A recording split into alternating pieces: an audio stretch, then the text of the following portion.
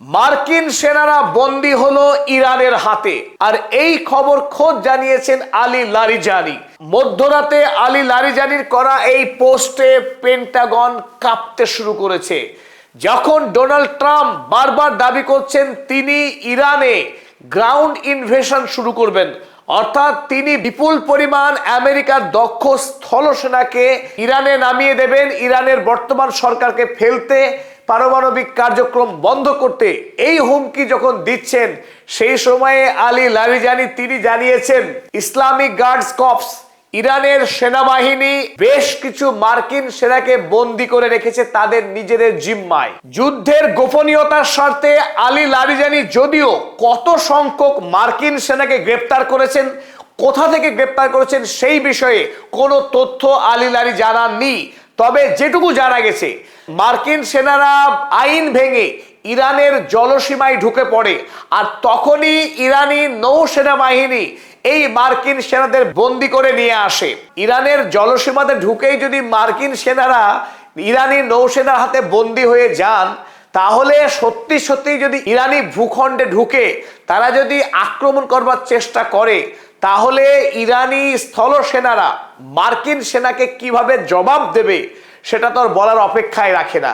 ইতিমধ্যেই ইরাকে, আফগানিস্তানে মার্কিন সেনারা ভয়ঙ্কর অভিজ্ঞতা নিয়ে দেশে ফিরেছে, আর ইরান তার চাইতেও বহুগুণ শক্তিশালী এবং তাদের থেকে হাজার গুণ প্রস্তুতি নিয়ে বসে আছে আমেরিকার সৈন্যবাহিনীকে স্বাগত জানানোর জন্য। তার প্রাথমিক খবরটাই দিয়ে দিল আলী লারিজানি। মার্কিন সেনাদেরকে বন্দি করে স্বাগত জানালো ডোনাল্ড ট্রাম্পকে, যাতে করে ইরানে তারা বুটস অন দ্য গ্রাউন্ড অর্থাৎ স্থল অভিযান করার আগেই ডোনাল্ড ট্রাম্পকে কড়া বার্তা দিল লারিজানি।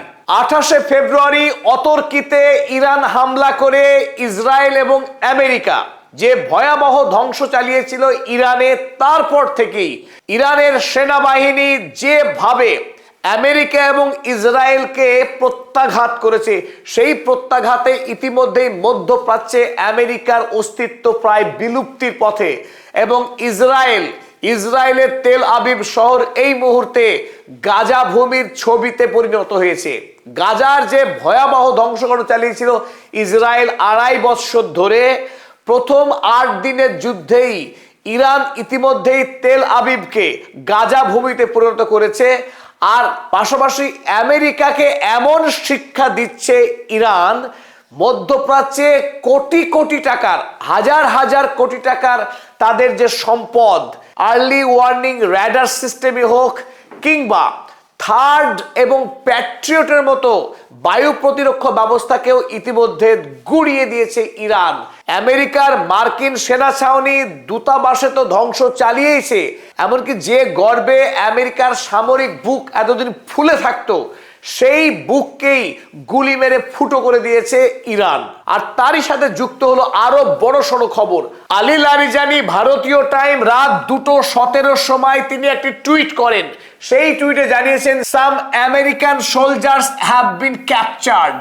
এই খবরেই সারা পৃথিবীতে খুশির হাওয়া, যে ইরান দেখিয়ে দিয়েছে যে আমেরিকাকে শুধু আকাশের যুদ্ধে পরাস্ত করছে না, মাটির যুদ্ধেও আমেরিকাকে পরাস্ত করতে চলেছে ইরান। আমেরিকার সৈন্য এখন ইরানের জেলবন্দি। আর এই খবর দিয়েছেন খোদ লারিজানি। বর্তমান আমেরিকা ইসরায়েলের সঙ্গে যে যুদ্ধ চলছে, সেই যুদ্ধ পরিচালনার দায়িত্বে খোদ আলী লারিজানি। প্রয়াত আয়াতুল্লাহ আলী খামেনেই তিনি এই যুদ্ধ পরিচালনার দায়িত্ব দিয়েছিলেন লারিজানির হাতে। লারিজানি সেই যুদ্ধকে দায়িত্বের সঙ্গে এবং যোগ্যতার সঙ্গে পরিচালনা করছেন। ইতিমধ্যেই আমেরিকা এবং ইসরায়েল আলী লারিজানির সামনে নতজানু হতে বাধ্য হচ্ছে তার যুদ্ধের বিচক্ষণতা।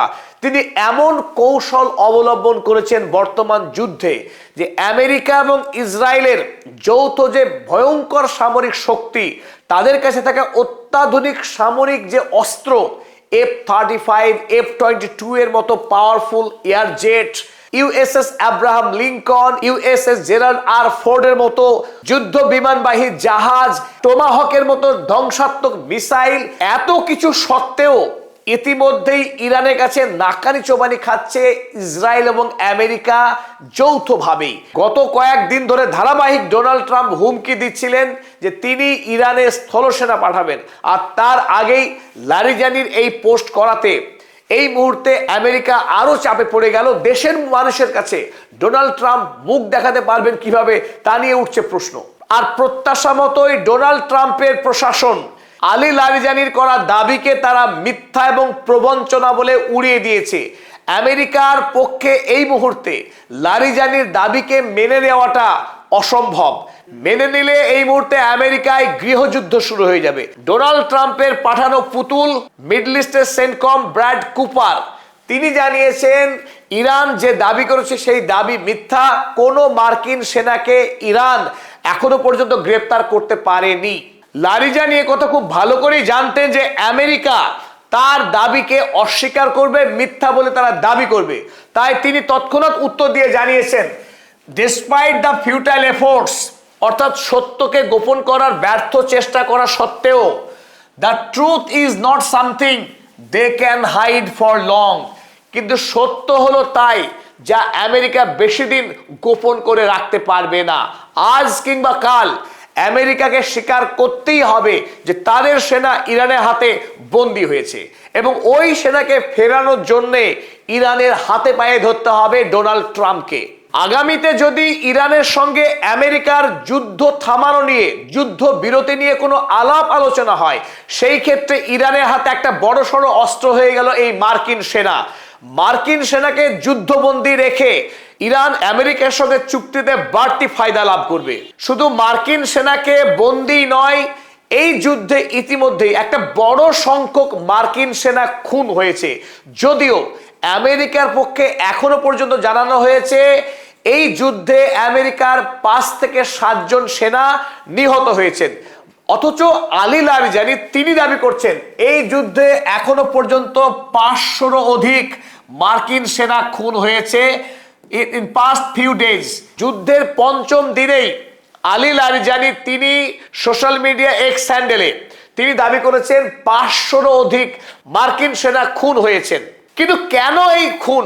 কেবলমাত্র আন্তর্জাতিক যুদ্ধ অপরাধী বেঞ্জামিন নেতানিয়াহুকে খুশি করতে গিয়ে ডোনাল্ড ট্রাম্প মার্কিন স্বার্থকে জলাঞ্জলি দিয়ে আমেরিকার মানুষকে খুন করতে নিয়ে এসেছেন মধ্যপ্রাচ্যে। অথচ ভোটে জিতেছিলেন make America great again slogan নিয়ে। সেই কথাই মনে করিয়েছেন আলী লারিজানি। তিনি বলেছেন Donald Trump has dragged the American people into the unjust war with Iran. Donald Trump অন্যায়ভাবে মার্কিনী সৈন্যদেরকে ইরানের সাথে অন্যায় যুদ্ধে টেনে এনেছেন কেবলমাত্র সোয়েড বাই নেতানিয়াহুস ক্লাউনিশ অ্যান্টিক্স। নেতানিয়াহুর দ্বারা প্রভাবিত হয়ে এই যুদ্ধে ডোনাল্ড ট্রাম্প ঝাঁপিয়ে পড়েছে। মার্কিন সেনাদেরকে বলির পাঠা বানাচ্ছে ডোনাল্ড ট্রাম্প। ডোনাল্ড ট্রাম্পের যে স্বপ্ন ছিল ইরানের রেজিম চেঞ্জ করা, ইরানের সরকার বদলানো, সেই স্বপ্ন সত্য হবে না কথা লিখে দেওয়া যায়। কিন্তু আগামী দিনে ডোনাল্ড ট্রাম্পের চেয়ার যে থাকবে না এ কথা নিশ্চিত। আগামী নভেম্বরের মিড টার্ম ইলেকশনে ডোনাল্ড ট্রাম্প ল্যাংড়া ট্রাম্পে পরিণত হবে, এটা অবধারিত। পদাতিক চ্যানেল সাবস্ক্রাইব করুন, লাইক শেয়ার কমেন্ট করুন এবং যদি আমাদের নিবেদন ভালো লাগে পশ্চিমী দুনিয়ার মিথ্যা সংবাদের বিরুদ্ধে আমাদের এই লড়াইকে সাপোর্ট করতে জয়েন বাটনে ক্লিক করে পদাতিক চ্যানেলের মেম্বার হন।